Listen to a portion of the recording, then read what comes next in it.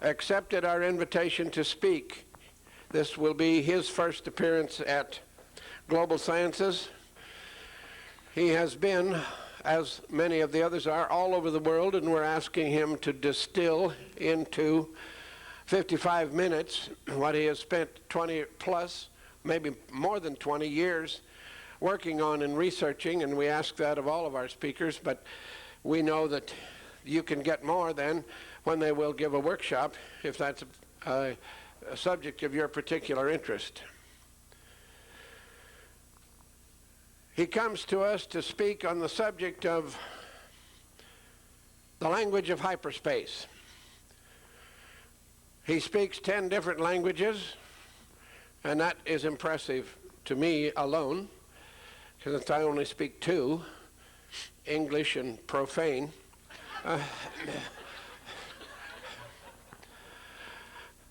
But I know you'll enjoy hearing what he's got to say, and I wish you could hear more. Welcome, Stewart Swerdlow, if you will, today, please. Thank you, Dean. Thank you, Dean, but actually, if you add profane, I speak 11 languages. Stand connected. Okay. Actually, I'm extremely tired because I had to wait last night until all the music stopped before I could get myself together. And then after that, it took about an hour and a half for me to stop vibrating after all that. So I don't know if you all have the same problem, but it's a little more difficult for me because I really haven't slept since 1983. And that's when someone said to me my water broke. Anyway, I don't know what you know about me or my background, but I did spend quite a number of years in service to the intelligence services, not only of the United States, but of other countries. As far as my family background is concerned, my great uncle, Yakov Sverdlov, was the first president of the Soviet Union.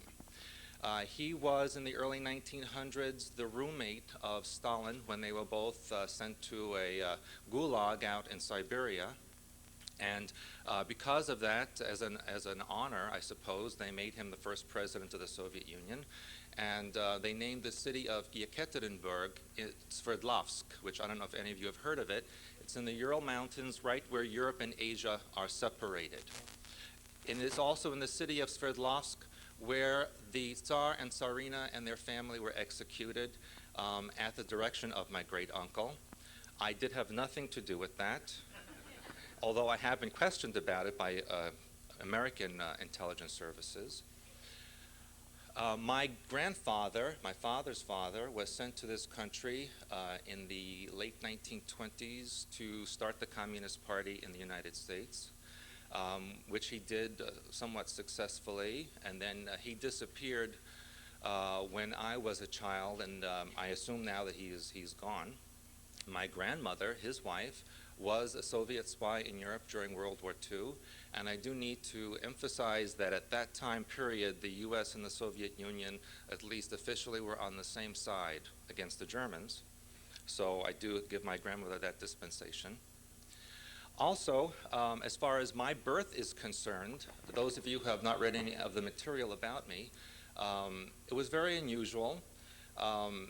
When my mother went into labor with me, it was determined that she had no birth canal and that it was absolutely impossible for her to have become pregnant in the first place. So as luck would have it, they sent her to a hospital that was not yet opened.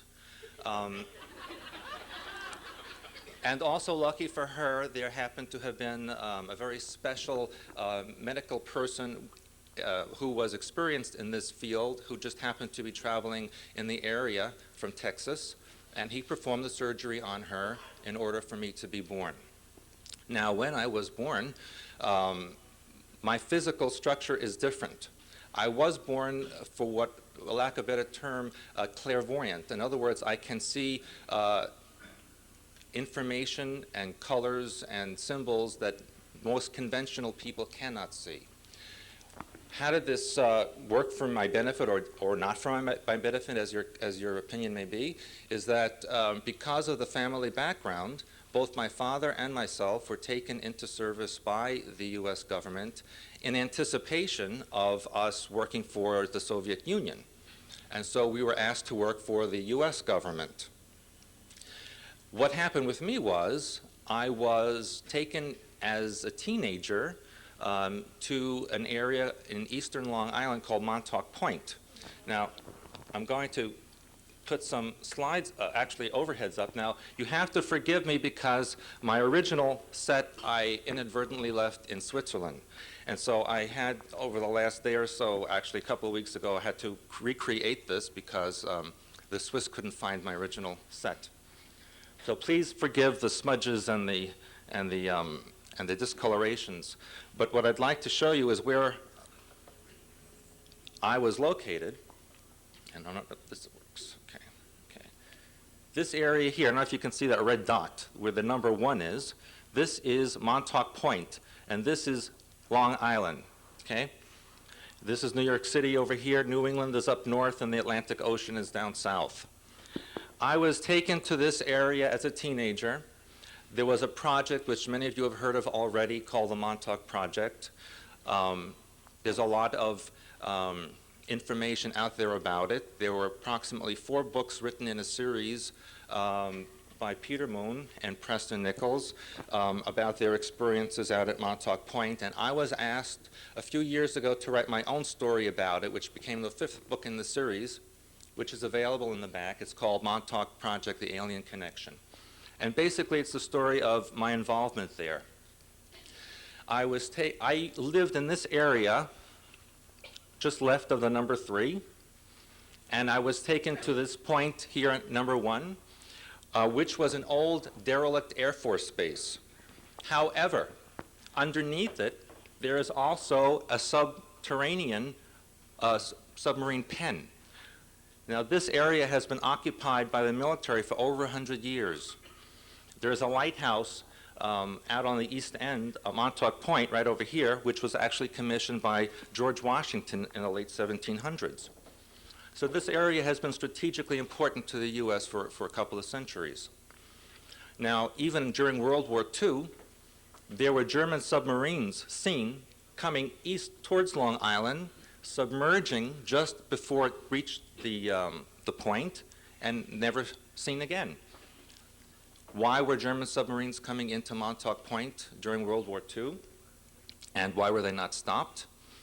And basically, the answer is that on some levels of government, the US and the Germans were really working together. And of course, I don't want to sound conspiratorial, but the truth of the matter is that there is some kind of a global government that has been in effect for many, many years.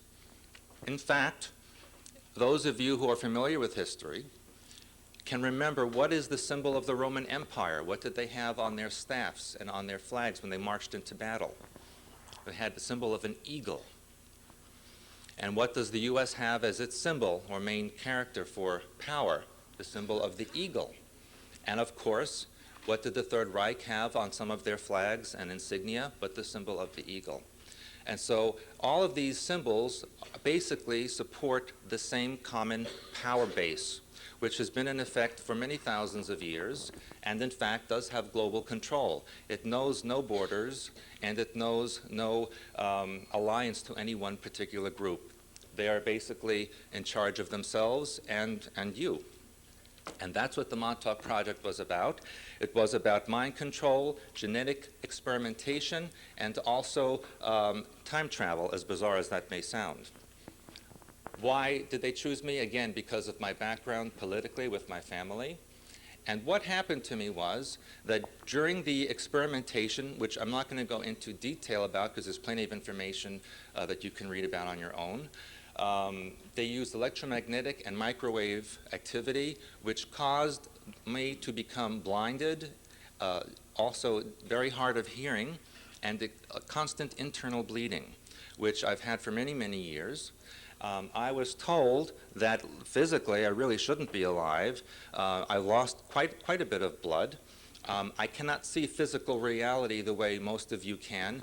When I look at a person or an object, I basically can only see the energy fields, the colors, and the archetypes. Now, when I say archetypes, I am not referring to the Jungian psychological archetypes that you may have read about in your psychology classes, but rather the geometric shape in color that your thought forms as you think.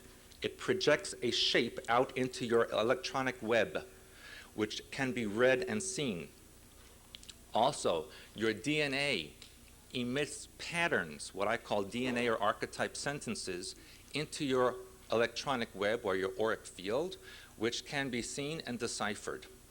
And that is what I have done with the work that was done with me at Montauk Project, is to take it and to make something, I hope, positive out of it. When we worked in the project, we were projected into non-physical realities mentally, sometimes physically, but mostly mentally. What was discovered is that there is an entire language out there, which, for lack of a better term, is an undercurrent of God mind, or the information that is constant throughout the universe. It is interuniversal and interspecies language, which I call a language of hyperspace. I call it also a triad of communication, which means that it's color, tone, and archetype. Those three symbols, those three dimensions of communication are what's present in hyperspace. Now, when I talk about that word, hyperspace, I'm not talking about the word that you hear in Star Trek. That's something completely different. I'll give you an analogy. If we consider physical reality to be frozen matter, and use an analogy as that physical reality is similar to the yolk of an egg, okay? Surrounding that yolk is the shell, which is the astral levels. The astral levels of reality hold physical dimensions together. They surround all physical realities. Astral can be borderline physical and non-physical. Beyond the shell of the egg is what I call hyperspace. It is an area of no time and no space, pure thought, pure instant transmission of mind. And that is what I teach. Every single one of you is capable of communicating and accessing this because it's already within you. It is part of the 90% of your brain that isn't used. Only 10 to 15% of the human mind can be mapped and determined what the functions are in any particular section. The rest is virtually unknown. It is really, that is the last frontier. And so what I do in my classes and seminars and lectures, and what I'm going to hopefully teach you today, is how to access that part of your mind, which is already part of you, but which you don't understand. Now, I just want to give you further background here on the strategy or the strategic location of this little island. Now, over here, this number 2, which is really on the north shore of Long Island as it faces Connecticut, is an area called Shoreham. How many of you have heard of that area, Shoreham? This was an area where Tesla had his labs in the early 1900s. And he had a very vast underground complex beneath his laboratories that connected, we are told, all the way to Montauk Point and even beyond. There are catacombs and tunnels underneath the island, and in fact, that crisscross most of North America and parts of the planet that are not even known, okay? No one even knows who built them. That's how old and ancient they are. Geographically, Montauk Point is really the top of a mountain. It is geologically different than the rest of the island, which was dredged up during the last ice age. Between Montauk Point and the next point of the mainland here, there is just a sandbar that has been created as the ocean has washed up sand from the bottom. And so there's a very narrow strip of land that connects Montauk Point to the rest of the island. Now, there have even been reports in the early 1900s and photographs, some of you may have seen it in one of the Montauk books, of pyramids that actually were on the beaches of Montauk Point, which have now disappeared. And I don't know if they have been disassembled or buried, but they're no longer available to be seen. It is believed and possibly connected to what would have been considered the Atlantean continent, which is just south of Long Island. That Montauk Point may actually be the remnant of a mountaintop that was part of that continent. In fact, the Montauk Indians that live in the area are different in language and culture from the rest of the Indians that located in the rest of Long Island and New England. So, in fact, the leader of the Montauk Indians is called Pharaoh, very much like the Egyptian pharaohs, same word. Now, number 3, which is right near where I live, is Brookhaven National Labs. How many of you heard of that? Okay. Now, this, of course, is the location of many electromagnetic experiments. There is believed to be a connection underground between Brookhaven and Montauk Point. And interestingly enough, this area right underneath the number 3, out here in the ocean, is where Flight 800 went down. Okay, and some of you may have heard information of what actually happened to that flight. But it is believed now, at least behind the scenes, that there was some kind of transmission electromagnetically from Brookhaven Labs that caused the destruction of that flight. Of course, the truth of that may never be known in our lifetimes, but possibly it will. Okay. Why I'm showing you all this is to explain how I came to learn the language of hyperspace. When we worked in Montauk Point, there were German, Russian, American, and even Israeli scientists that were involved in the experimentation. Most of them were German, and they were left over from the Übermenschen project of Germany during World War II, which was supposed to advance mankind to the next level, what they called a super race. They tried to do this physically, to create a physically superior being. Montauk took this a step further by trying to create not only a physically superior being, but also one who was a hyperspace person, someone whose mind could transverse time and space and go into other levels or dimensions and bring back that information. They needed to do this technologically, but wanted to create someone who could do this mentally and physically automatically. And that's what I was part of, and that's why they have left me in this condition, blinded and very hard of hearing. Those of you who know me, when I speak to you, I may need to lean forward, listen to you very carefully because I cannot hear exactly what you're saying. Also, I try not to look at a person too intently because when I look at you, I don't only see your aura or your electromagnetic web, but I also see your simultaneous existences. To me, reincarnation is a very linear way of thinking, one lifetime following another. And that's an okay way of thinking if you need to use that kind of a logic. In actuality, all existence occurs simultaneously.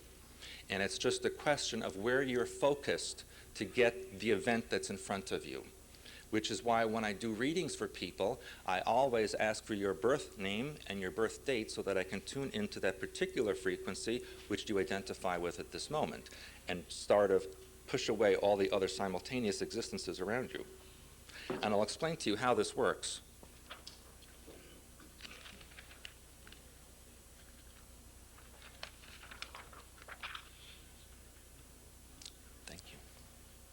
I also get very dry mouth.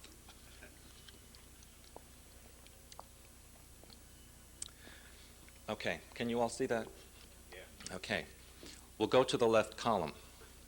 Thoughts are magnetic. You can read them with devices called electroencephalograms. They can read your brain waves. As thought descends into physical reality, the magnetic nature of it attracts atomic structure, molecules that start forming around the thought pattern, what I call a mind pattern. As this occurs, it starts creating the atomic structure of the proteins, and there are 4 proteins that human beings have in their bodies that create who they are. In sequence, that becomes your DNA. That, in turn, is the blueprint of your body. So literally, what you think is what you are. Your thought creates your body. through the magnetic attraction of the atomic structure, creating the protein sequences of the DNA, which then become the blueprint of your body. This is the procedure.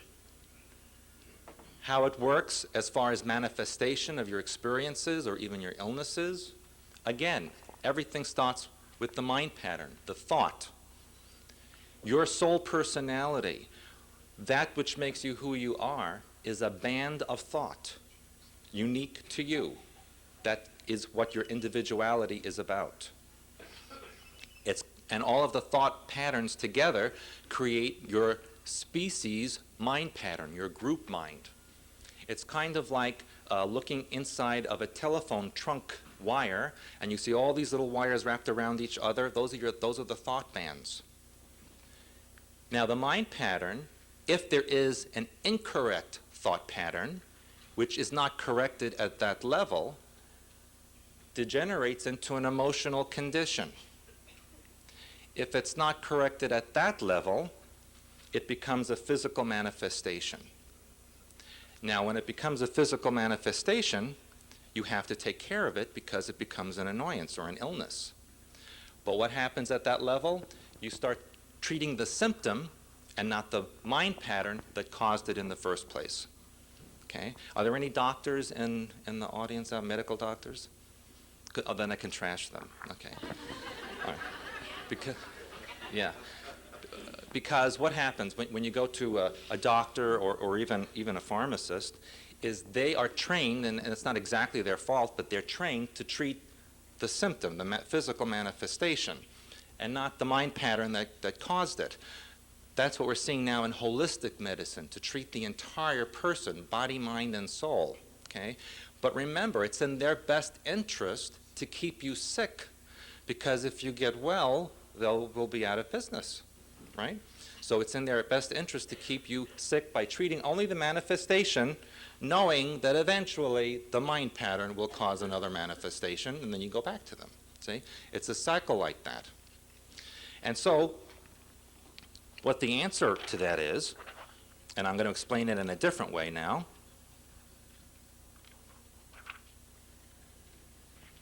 Okay? If you think of an analogy for the way reality is created, thought is like the film that you use in the brain. The brain acts like the projector, and physical reality acts like the screen. What you think is then projected out into your physical reality and mirrored back for you. So if you don't like the movie that's going on in your life, you need to change the film, which is your thought. Okay? And you can use that as an analogy. Take stock of your life. Identify the people, places, and things that disturb you or with which you're not happy. And then determine what you can do to change that part of your life. It can be as simple as a visualization of removing that film from the projector and putting in a new film. And during the workshop that I hopefully will have over the next couple of days, we will learn how to do techniques to change that part of your life, or any part of your life. Now, how many of you have actually heard of the word archetype in the way that I mean it, in the way that I use it as thought projections, okay? How many of you see symbols during your visualizations or meditations? Not too many of you, or some of you. Do you understand what they mean? Okay. A show of hands of how many of you keep a dream journal? Not too many of you. You need to understand that the dream state, in my view, is just as valid as the waking state. Why? It's just that there are different rules and regulations in the dream state. You are conditioned since childhood to think of a dream as something that isn't important, that's something your mind makes up. In fact, what happens is that as your soul personality leaves the body during the dream state and travels either in the astral or hyperspace levels, it experiences existence in a different format. It experiences pure mind, pure thought, and the symbols that come from that in the archetype language or the language of hyperspace. When you then return to your body, your mind, your conscious mind and your subconscious mind have no point of reference for those symbols because they aren't seen generally in physical reality. So your mind creates pictograms around the archetypes and strings them together to create what we call a dream. So the dreams are very, very important and valid.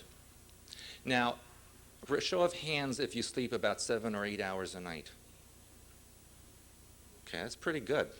I'd like even 7 or 8 minutes, you know, especially here at night. Okay, so if you are an average person, and science tells us, although I'm not a very strong proponent of science, they tell us that 8 hours is most perfect for a human being. That's a third of your day. Okay, let's extrapolate that to a lifetime. If you live an average of 75 years, that means you will have been asleep for 25 years. Okay, that's a quarter of a century of not being aware of your reality. Okay, isn't that a large chunk of time? So I think it's very important that you keep a dream journal and at least make an attempt to decipher the symbols within your dream so that you can understand what's going on in that large part of your life that you don't understand. I would like to do an exercise with you now which will help to balance the left and right hemispheres of your brain. Now, I want to explain to you about the brain before we go into this, and I'm going to put something else up on the screen. And that is, understand that the left hemisphere of the brain is the logistical mind. It is the part of the brain where all the thoughts pertaining to the physical reality are located and centered. Also, your ego or your personality is centered in the left brain.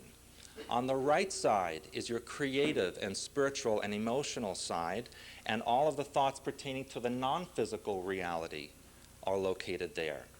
In between is a small gland called the pineal gland. It balances the two hemispheres of the brain so that your thought process is not to one extreme or another. It also regulates the hormonal flows in your body so that you have a normal functioning body. If any of you know people who are considered schizophrenic or bipolar syndrome, those people have a low or non-functioning pineal gland, and they need to be regulated. And so, there is an archetype that emanates from your pineal gland into your electronic web, or what's called an aura. It's something that I call a T-bar. I don't know if any of you have heard that term before. Now, human beings have one of 3 shapes of a T-bar. And I'm going to put them up there on the screen, but I want you to remember that the shapes are all equivalent in function. It doesn't matter what particular shape that you have as long as you balance it. It's like having red hair or blonde hair or brown hair. It doesn't matter. It's the same function, just a question of your genetics. 90% or over 90% of human beings have one of these 3 shapes. Okay? Can you see that? I'm going to put this down for a minute, like this. Okay? One of these 3 shapes comes from your pineal gland. Now, I would like you to just put your feet flat on the floor for a second and do a couple of breaths deeply in through your nostrils and slowly out through the mouth. And then just concentrate at the pineal gland. You can close your eyes if you need to. And to accentuate the ability, you may want to use this royal or dark blue color. Don't use navy blue, but a royal or dark blue color around the forehead that will help you see your particular T-bar. Do not force what you see, but just look and see what is there.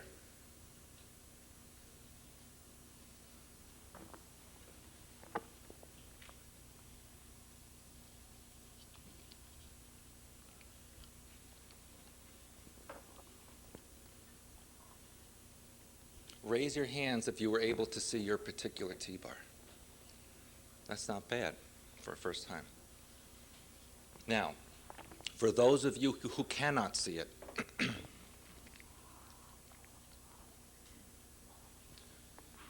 this shape, can you see this shape here on the bottom? Okay. circle with a dot. For those of you who just can't see your T-bar, that's okay. You will eventually.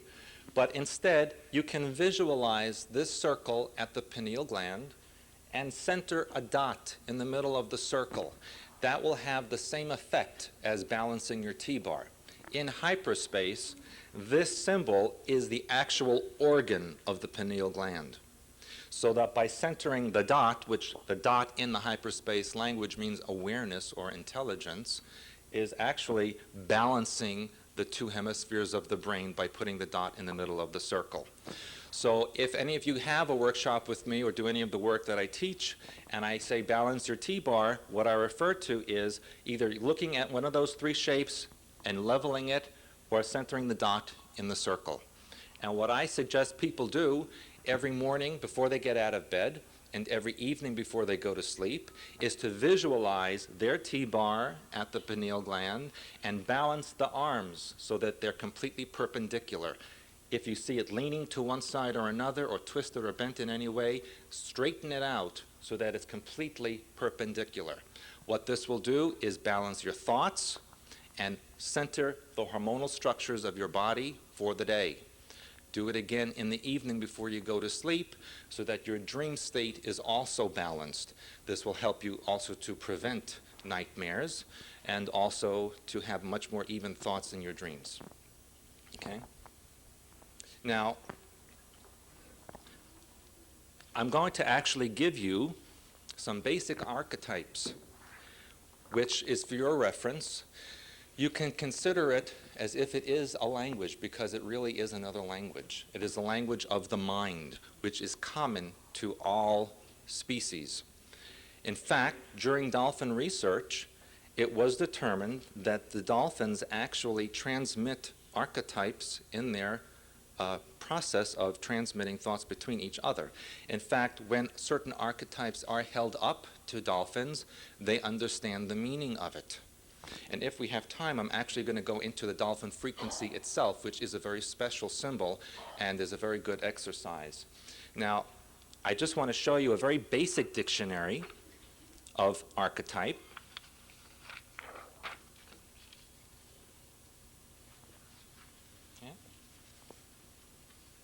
Okay. Again, very basic. Those of you who have the Healer's Handbook, which is available in the back, I have hundreds of archetypes which have been discerned over the years through research and experimentation. But these are very basic meanings. Time and space, perfection. The triangle is a very, very important symbol in hyperspace. Now you need to also understand that the color of the symbol is important, so that if you see any of the symbols in different colors, that can completely change the meaning. For example, we see the symbol there for time. The color green in hyperspace refers to the past, so that if I see that symbol in green, I know it's referring to a past time period. I have expand and cancel. If I see the X symbol in brown, a lower level color, I know that that symbol is to be canceled or removed. If I see it in blue or violet, a higher color symbol, I would know that means to expand or multiply. So you need to discern the colors in which you receive the information. Now, importantly, remember that your DNA sequences, your protein sequences, emit these archetypes. It's in your electronic web. How do you know when something is being emitted from your DNA or your mind pattern? If you receive a sentence of 4 archetypes, they represent those 4 proteins of a particular DNA sequence being ignited. And therefore, mentally, you will receive a sentence of 4 archetypes. And then you need to decipher it. It can come to you left to right to left, up, down. Depends. There's no time and space. There's no direction in hyperspace. So you need to be aware of the order in which it's received so that you know how to discern the meaning. And when you receive a sentence, my suggestion is to write down the meaning underneath the symbol and then write a coherent sentence that strings it together. The language of hyperspace is not spoken, So it is sometimes difficult to interpret it in another language, in a written language. For example, I wrote a very brief sentence here on the very bottom based on the information I gave you. And in my classes, I ask people to write a definition of that sentence. So those of you who are interested could copy that down, and at some later time today or during the weekend, you can tell me what you came up with. Okay? But keep in mind that is it right to left or left to right, and what if it's in different colors? Okay? So play around with it and see what you can come up with as far as definitions and meanings. Now also be aware that in your dream state you do receive symbols like this, that your mind then creates something around it. For example, you may receive this in the dream state in hyperspace, and then when you come back into the body, the mind says it doesn't understand it. It will put a pictogram around this. This might become a building. This might become a lake. This might become a tree. And then your mind strings it together into a story, and then you have a dream. That's why dream symbols are very important. And it all comes from the language of hyperspace. Has anybody ever seen archetypes or symbols like this, or does anyone receive symbols like this? Okay. Do you keep it cataloged or journalized? Okay. You're going to see more of this in the next century. As people progress and open up the pineal gland and balance their brain and receive information from non-physical realities, you will see more of these symbols. Now also be aware that many major corporations have logos which are archetypes. Okay? And unbeknownst to you, those archetypes are resonating in your mind, encouraging you to buy that product or use it in some fashion. Okay, the Japanese are very good at that, and it's because they know what these symbols mean and how to use it and in what color to entice you to buy. So really in your daily life you are already experiencing this, only you don't realize it. Okay? Now another area that always gets me in trouble, which I'm always getting in trouble by the way, I'm always accused of something or another, but that's okay, I'm used to it. Okay, is the actual colors of the chakra system themselves. Now, again, I see the colors. I can't help but see that. I know what's there. And so I do have a difference or a discrepancy in what I see and with what is taught in the so-called metaphysical society. So I do have a little diagram here to show you my version of the human chakra system. Okay, and this is not an alien body, okay, nor is it a description of my own. Okay, and so what do you notice here is that I start with a color which is not taught anywhere. It's really a non-chakra color, and that's the color brown. It's from the bottom of the feet to the top of the thigh. It's the largest area of your body, which is generally ignored by most metaphysical practitioners. Now, brown is a color of grounding. It's the color of the here and now. And in hyperspace, and especially in mental time travel, the color brown represents the present time period. It's something that's very important to you and to remember as a safety net, because whatever experience you are going through, whether it's a visualization or meditation or any other kind of exercise that anyone takes you through, you must always end it surrounding yourself with the color brown. Why? Because it brings you back to the current time and place and prevents any negative experiences from following you back and occupying your mind. Try it in your daily life. Even if you have a traumatic experience in your daily life or a conflict with somebody, immediately surround yourself with brown and see what the difference is in the way that you feel. It should ground you and balance you. You can even try that in conjunction with balancing your T-bar. Practice it in the next few days and let me know how you feel about it.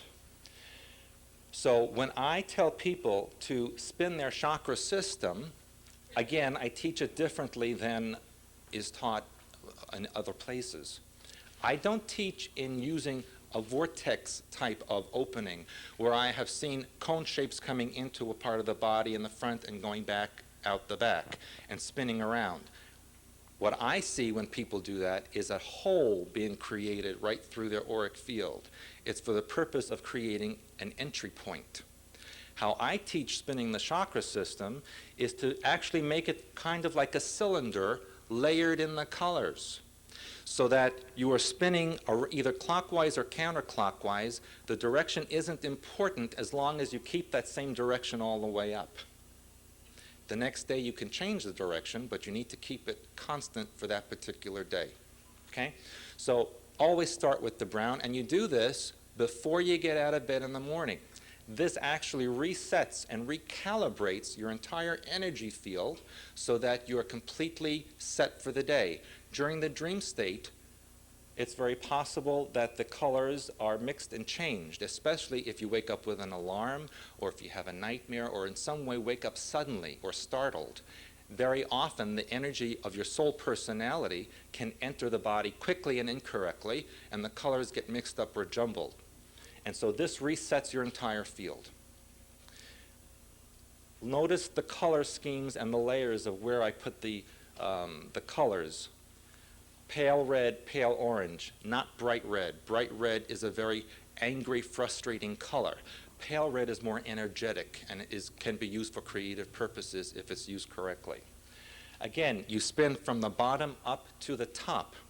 And again, at the very crown, I see always violet. I don't see white there. I use violet all the time. These are the natural colors to the human chakra system. And actually what the chakras are nerve ganglions or bundles of nerves that come together at a particular point in the body that create a particular color for that particular section. And each of these ganglions or centers control the organs in that particular part of the body. And it's very important to keep this actively spinning during the day so that the organs have a constant flow of correct energy. Understanding again where the body came from, the mind pattern, a thought. Each part of your body represents a thought band that then materializes as a physical representation of that thought. So every organ has a meaning and a particular color associated with it. Now, it can very well be that around the chakra system there are other colors emanating from the thought pattern itself rather than the body. So that you can have a very good medium green in your heart chakra center, but then around it can be a different color depending on how you think for the day.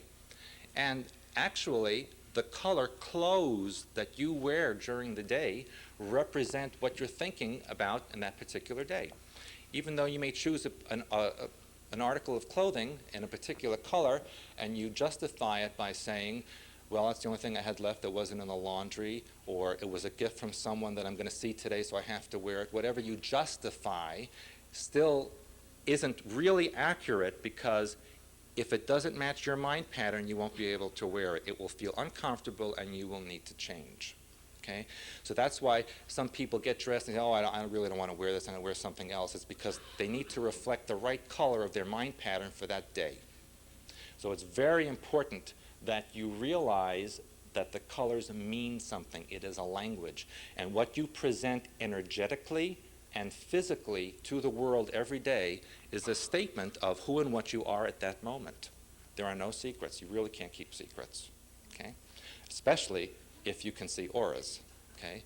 So it took me many years to learn how not to pay attention to that, especially in a very large group of people where the colors are constantly flying out and swirling together. It's difficult to focus on any one individual unless you really pay attention, get a birth date, a name, and you focus in on that frequency itself. Okay? And then you can also see the connections that people have with one another as their energies loop together or even stop each other as if you don't like somebody. Okay? And that's why when you meet someone and you feel that you know that person, it's very possible that you're picking up their colors and their archetypes mentally or subconsciously that make you feel comfortable. and why you can meet someone you've never met before and feel angry and uncomfortable with them, and that's because you may be picking up their colors and emotions that are disconcerting to you. Everything is for a reason. There are no accidents. Okay? And you only meet people who are a reflection of your own mind pattern. Remember that your mind is magnetic. Your thoughts are magnetic. You attract like a magnet. And so whoever and whatever you attract is because of what you're thinking at that moment. You can only see in other people what you have within your own mind pattern. Okay? You can only identify. That's how you know. Otherwise, it's meaningless to you. Now, I only have a couple of minutes left, and I want to show you something which I think you will enjoy, and that is the dolphin frequency. I know someone talked about dolphin frequency this morning, but I want to give you the hyperspace symbol for the dolphin frequency.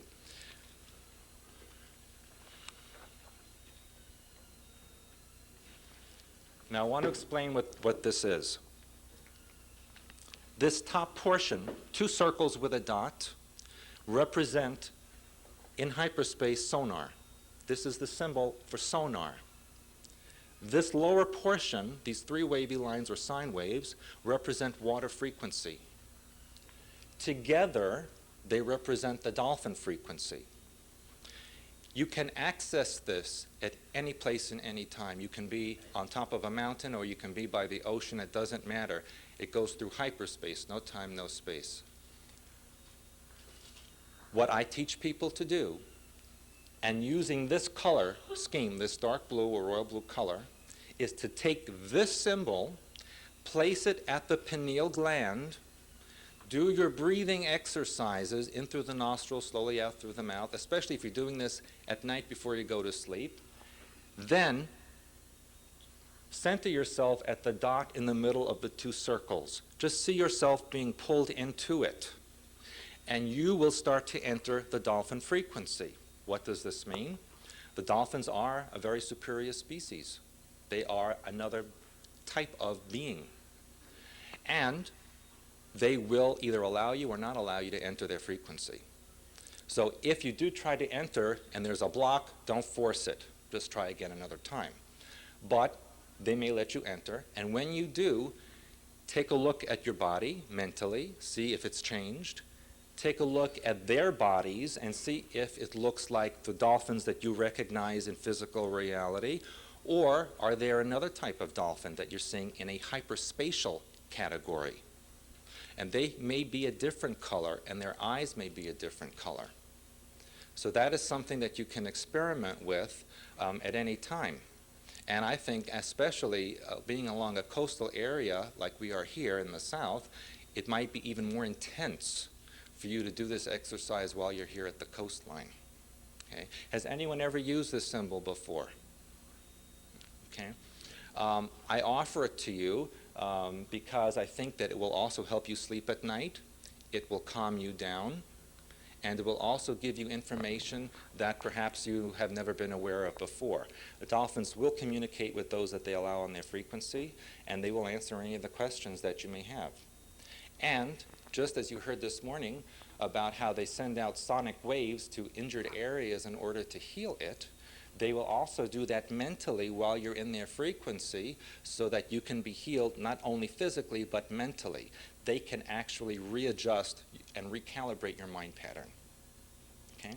And I really believe that in order for you to heal at any level, you need to go into your mind pattern, understand why you think the way that you think, and how it has manifested for you in your life physically and experientially. So I am very grateful to have had the opportunity to speak with you this morning, and I'm glad that you've all made the effort to come out so early in the morning, especially after all the rock and roll last night, although maybe you were part of that, I don't know. Okay. Some of you don't look like you were really into that too much. Okay.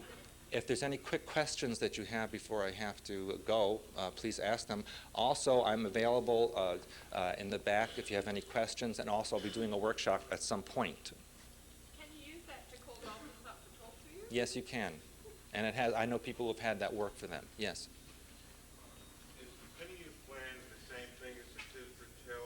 The who? The Tisra tail. I haven't heard that term. It's supposed to be like the third eye. Where is the pineal gland? It's- Your nose? It's, well, you go towards the middle of the forehead and it's back a couple of inches. We need to have people either use the mic or if you could please repeat the question. Thank you. Okay, sure. He asked where the pineal gland was located, and it's at the middle of the forehead, back a couple of inches. Okay. Third eye, right? Yes, that's another term for it. Third eye. Yes. Any other questions? Yes. Your workshop. Special about your coverage of the workshop. Yes. Any comments on that? What I'm going to do in the workshop? In my workshop, I'm going to go into much more detail about the language of hyperspace and on how to access it and use it in your daily life. Okay? I think my time is up. Yes, it is. Okay. Anyway, thank you very much. I appreciate the ability to talk to you.